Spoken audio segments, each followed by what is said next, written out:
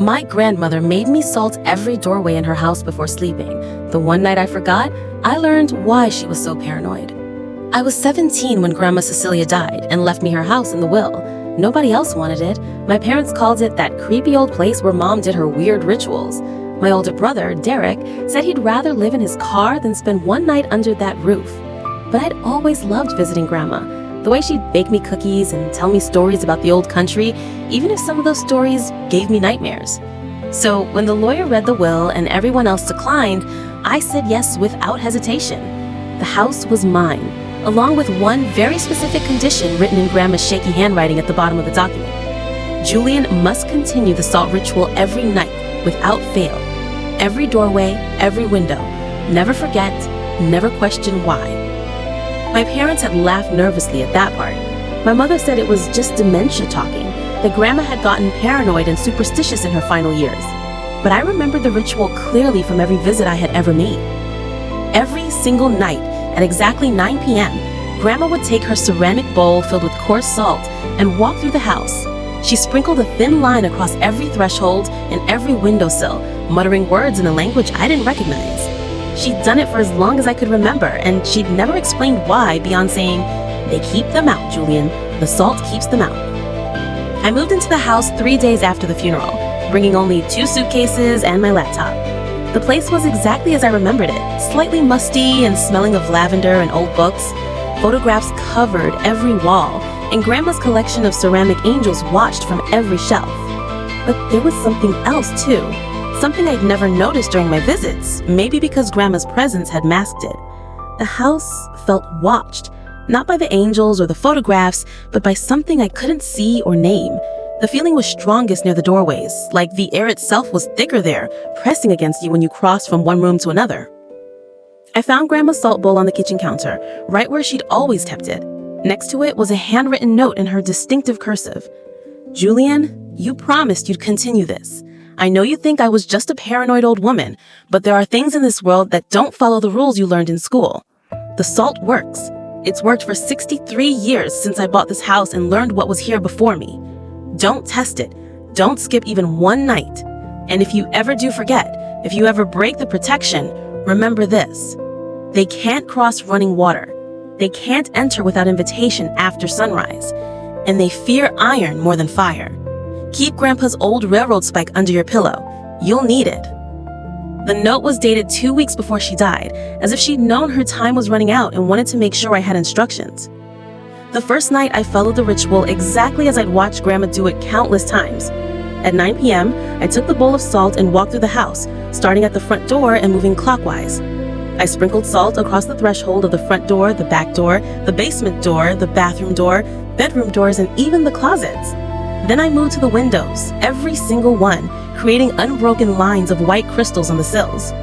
The whole process took about 20 minutes. When I finished, I felt ridiculous.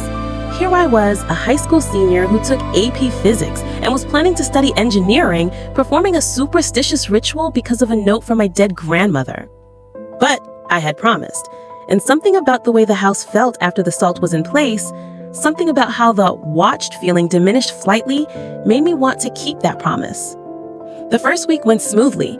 I established a routine: school during the day, homework in the evening, and the salt ritual at 9 p.m. sharp. My friends thought it was weird when I refused to hang out past 8:30, but I made excuses about early mornings and strict house rules. No one questioned it too much. It was on the 8th night that I first heard them. I had just finished the salt ritual and was settling into bed with my physics textbook when I heard scratching at the front door. It wasn't loud or aggressive, just a soft, persistent scraping, like someone was dragging their fingernails across the wood. I froze, listening intently, telling myself it was probably a branch. But the scratching continued for almost 10 minutes, moving slowly from the bottom of the door to the top, then back down again. When it finally stopped, I heard breathing on the other side. It wasn't human breathing. It was slower, deeper, with a wet, rattling quality that made my skin crawl. I grabbed my phone to call the police, but the sound stopped the moment I touched the screen. The silence that followed was somehow worse. I didn't sleep well that night. In the morning, I checked the front door. There were no scratches on the wood, but the salt line I had carefully placed was disturbed. It was pushed inward from the outside as if something had tried to cross but couldn't. The salt itself looked burned, darkened, and crystallized in a way that wasn't natural. I took a photo, then carefully swept up the damaged salt and replaced it before leaving for school. Over the next 2 weeks, the nocturnal disturbances intensified. Every night after the ritual, I'd hear them moving around the house, sometimes scratching at doors or windows, sometimes just walking in slow circles. I could track their movement by the sound of footsteps on the gravel, except the footsteps didn't sound right. They were too heavy, too deliberate, and sometimes there seemed to be more than 2 feet making the sounds. On the 14th night, I worked up the courage to look out a window when I heard something pressed against the glass. What I saw made me stumble backward. There was a face at the window, but calling it a face was generous. It had the basic structure of human features, but everything was wrong. The proportions were off, the eyes too large and set too far apart, the mouth too wide and filled with too many teeth. The skin was a sickly gray color and seemed to writhe slightly, as if it wasn't quite solid. The thing was smiling at me, and when it saw me looking back, its smile widened impossibly, splitting its face nearly in half. Then it pressed one hand against the glass. I saw that it had too many long spider-like fingers, each one ending in a black nail that scratched against the window with that same sound. I don't remember moving, but suddenly I was in my bedroom with the door locked, gripping the iron spikes so hard my knuckles were white. I stayed there until sunrise, listening to the things, plural now, moving around outside. The next morning, every salt line was intact but disturbed, pushed at from the outside but not crossed. Grandma's ritual was actually protecting me from something real. That day at school, I spent my lunch period in the library researching salt protection rituals. Most of what I found was folklore, but one obscure forum post caught my attention. It described entities called the threshold dwellers, beings that existed in spaces between places. They were attracted to houses built on certain types of land and needed an invitation, like a broken protective barrier, to cross over completely. The post claimed that salt worked because it was a stable crystal that disrupted the threshold space they needed to cross over. It ended with the warning in all caps. If you ever forget to seal your home, if the salt line is ever broken, you have until sunrise to either restore it or leave permanently. They will not wait. They will not forgive. I screenshotted that post, then looked up the history of Grandma's house. What I found made my blood run cold.